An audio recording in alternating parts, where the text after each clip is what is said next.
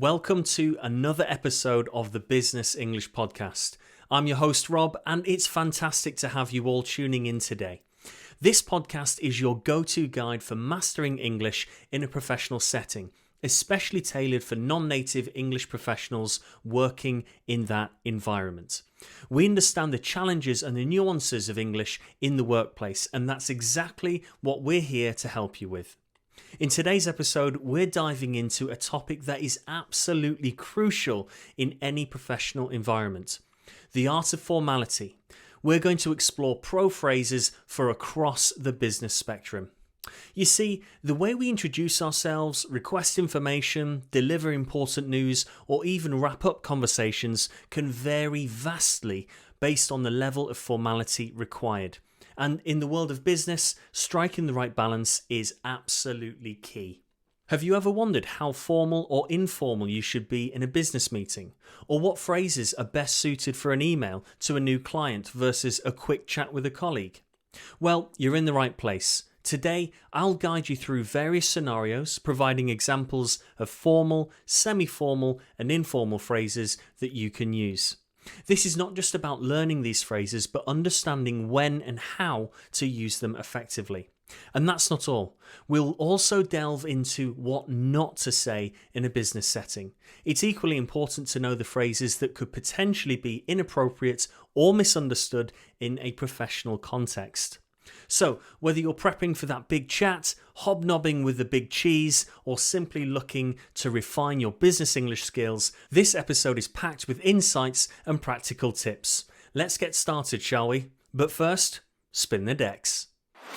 Ladies and gentlemen, welcome to the Business English Podcast, helping professionals communicate more effectively, more confidently, and with impact.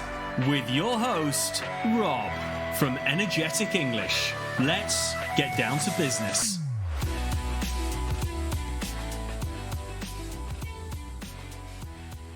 Let's kick things off with something that might seem simple, but is incredibly powerful: introductions. In a business context, how you introduce yourself can set the tone for the entire conversation or relationship. It's your first impression, and we all know how much that counts. Remember the saying, you don't get a second chance to make a first impression? Well, it's so true. Before we get into the weeds, I want to remind you that I'll be repeating all phrases twice before leaving a magic pause for you to repeat, note down, and internalize the verbal power-ups. The pause is there for you, so make sure you use it as best you can. Okay, first up, let's talk about formal introductions. These are crucial in situations like meeting a new client, attending a high-level meeting, or speaking at a conference. Here, you'll want to be as professional as possible. A good formal introduction might sound something like this. It's a pleasure to meet you. I'm Rob, Director of Globexico Marketing. It's a pleasure to meet you. I'm Rob, Director of Globexico Marketing. Notice the clear enunciation and the complete titles and names. That's key in a formal setting. Great. Let's move on to semi-formal introductions. These are perfect for less rigid business environments, maybe a casual meeting or an internal team gathering. You might say something like, "Hi, I'm Rob, I work in the marketing department." "Hi, I'm Rob, I work in the marketing department."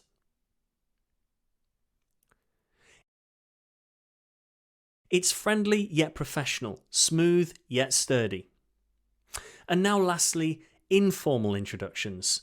These are for when you're in a laid-back setting, perhaps with colleagues you're familiar with or at a casual event. An informal introduction could be as simple as, "Hey, I'm Rob from marketing." "Hey, I'm Rob from marketing." It's short, it's sweet, but it's still friendly. Excellent. You see, it's all about adapting your style to your setting. Now remember, while these phrases are a great starting point, the most important thing is to be genuine. People can tell when you're being authentic, and that goes a long way in making meaningful business connections. Coming up next, we'll dive into how to request information in a business setting. So stay tuned.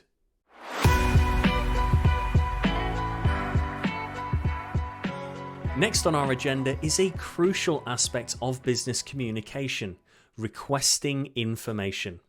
Whether you're seeking details about a project, clarification on a task, or additional data for a report, how you ask can make a big difference. Let's start with formal requests. These are especially important in scenarios like writing to a senior executive, communicating with a client, or during formal meetings. A formal request focuses on politeness and clarity. For example, you might say, "Could you kindly provide me with more details on the upcoming project milestones?" Could you kindly provide me with more details on the upcoming project milestones? Notice how the phrase is both polite and specific. It shows respect and a clear need for information. Right, now let's move on to more semi-formal requests. This is a bit more relaxed and is suitable for everyday interactions with colleagues or during internal meetings. You could use the phrase, "Can I get some more info on this week's marketing strategy?" Can I get some more info on this week's marketing strategy?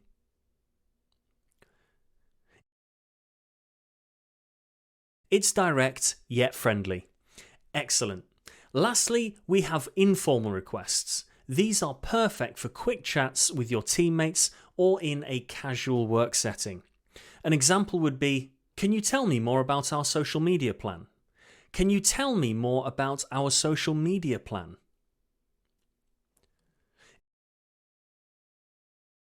It's straightforward and to the point. Hearing these phrases in action helps illustrate how the level of formality can change the tone and effectiveness of your communication. It's all about assessing the situation and choosing the right approach. Remember, the key to effective communication is not just what you say, but how you say it. Being mindful of your tone and the level of formality can greatly enhance your interactions in the business world. And that's a wrap for this section on requesting information. Stay tuned as we'll be diving into how to deliver information in various business contexts. I'll see you shortly.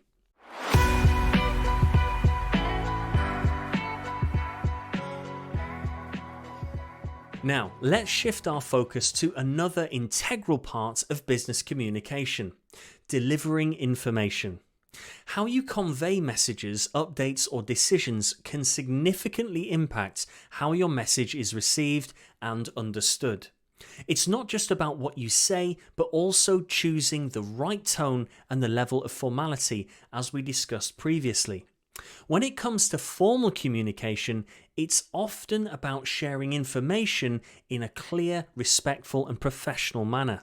For instance, when addressing senior management, stakeholders, or external partners, you might say, "I would like to inform you that our team has successfully completed the project ahead of schedule." "I would like to inform you that our team has successfully completed the project ahead of schedule."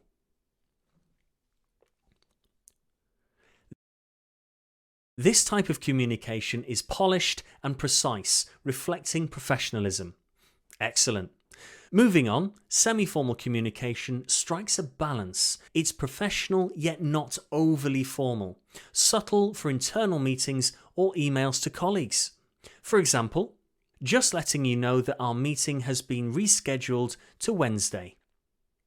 Just letting you know that our meeting has been rescheduled to Wednesday. It's direct and informative without being too formal. Nice. Finally, informal communication. This is more casual and is typically used with colleagues you're familiar with or in less formal settings. A phrase could be, "Heads up, the client's feedback is in and they loved our proposal." "Heads up, the client's feedback is in and they loved our proposal."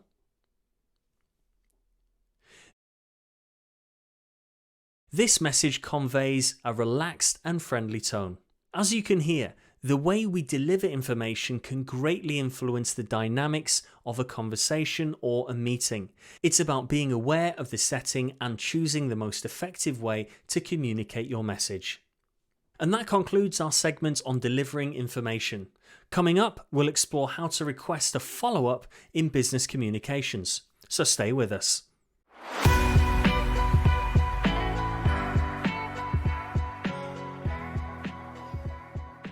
We're moving forward to a crucial aspect that often seals the deal in business communication: requesting a follow-up.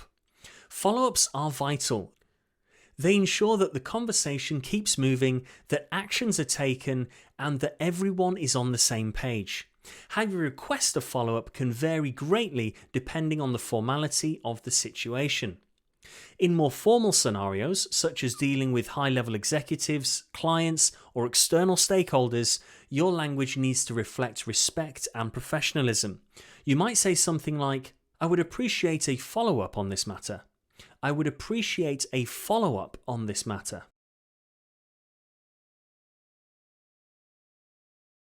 This statement is polite, yet it clearly indicates the need for further communication.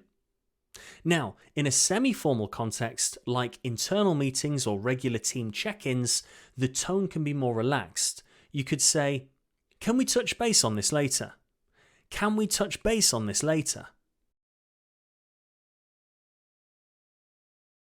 It's straightforward, yet still maintains a professional undertone. Now, in an informal setting, perhaps when conversing with colleagues you're close with, or in a less structured meeting, you might say, "Let's catch up later on this, okay?" "Let's catch up later on this, okay?"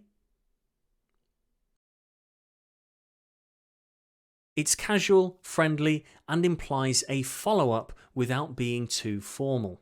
Great. Yet again, understanding the right level of formality for a follow-up request is key. It shows not only your professionalism, but also your awareness of the business relationship and context.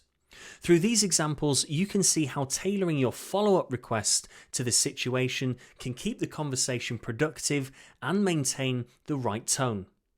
And that's all for requesting follow-ups. Stick around as we're about to delve into how to close down a conversation in various business environments. Coming up next.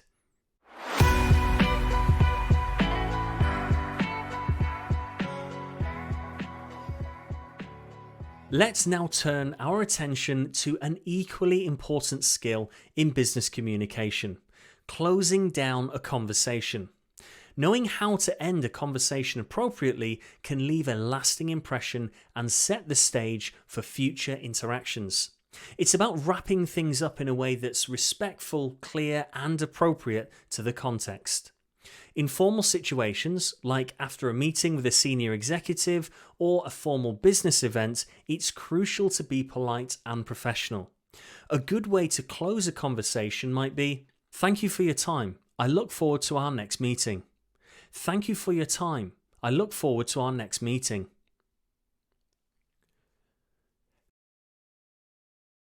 This phrase shows appreciation and anticipates future interaction, all while maintaining a high level of professionalism.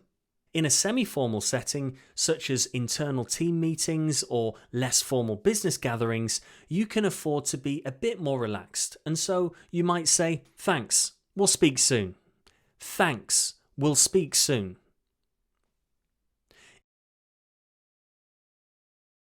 It's friendly and acknowledges future communication without being overly formal. And in informal situations, like a casual chat with a colleague or an impromptu team huddle, you can be even more relaxed. A simple, "Catch you later." "Catch you later." This works perfectly.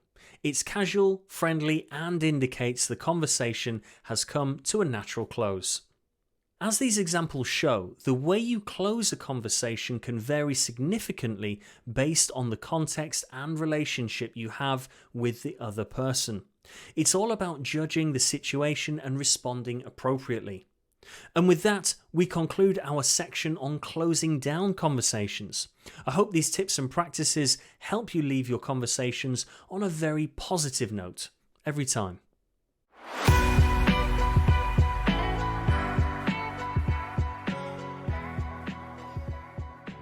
Now, as is customary on the Business English podcast, let's talk about something that's as important as knowing what to say, knowing what not to say. In business communication, certain phrases or approaches can be inappropriate, too casual, or even potentially offensive. Being aware of these can save you from misunderstandings and help you maintain your professional image. First, let's address overly casual language in formal settings. Phrases like, "Hey, what's up?" or "Yo" might work with close colleagues in an informal setting, but they are not suitable in formal meetings or when addressing senior management. The key here is to match your language to the formality of the situation. Another area to be cautious about is using slang or idiomatic expressions. While these might be common in everyday conversation, they can be confusing or misinterpreted in a professional context, especially for non-native speakers. Phrases like, "Let's circle back on that," or "We need to touch base," can be unclear to those not familiar with such expressions. There is, of course, a time and a place for all these, so just read the room, as they say. And of course, avoid language that could be perceived as rude or disrespectful. Phrases that are too direct, such as, "That's not my problem," or "I don't care about that," can come off as unprofessional and insensitive. It's always better to choose words that are polite and considerate of other people's perspectives.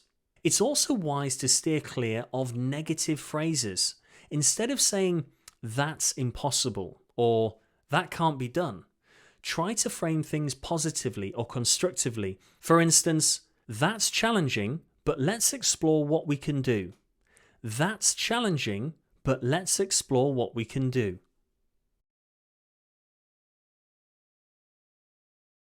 This is a more productive and positive approach. As you can see, choosing your words carefully is not just about being polite, it's about being effective and respectful in communication. It's a crucial part of building and maintaining professional relationships. And that brings us to the end of this segment on what not to say.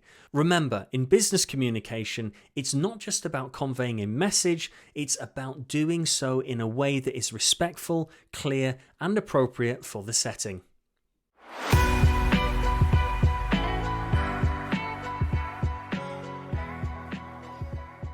And just like that, we're at the end of another insightful episode here at the Business English Podcast. It has been an absolute pleasure guiding you through the nuances of formal, semi-formal, and informal phrases in business communication. Today, we journey through the intricacies of introductions, requesting and delivering information, asking for follow-ups, and closing conversations. We also touched on the critical aspect of what not to say in a professional environment. Remember, the goal is not just to communicate, but to do so effectively, respectfully, and in a manner that's appropriate to the context. Let's do a quick recap of the key takeaways from today. First, tailor your language to match the formality of the situation. Second, be clear, concise, and respectful in your communication. Third, avoid slang, overly casual phrases, or anything that might be perceived as disrespectful in a formal setting. And lastly, practice makes perfect. The more you use these phrases, the more natural they will become in your professional interactions. I encourage you to practice these phrases, try them out in your daily work life, and observe the difference they make. Communication is a powerful tool, and mastering it can open doors to new opportunities and strengthen your professional relationships. Thank you again for joining me today. If you found this episode helpful, please share it with your colleagues and friends who might also benefit from it. And don't forget to subscribe to our podcast for more practical tips and insights. Until next time, keep practicing, stay confident, and of course, keep it strictly business. You have been listening to the Business English Podcast. Remember to subscribe, leave a review, and we'll see you next time.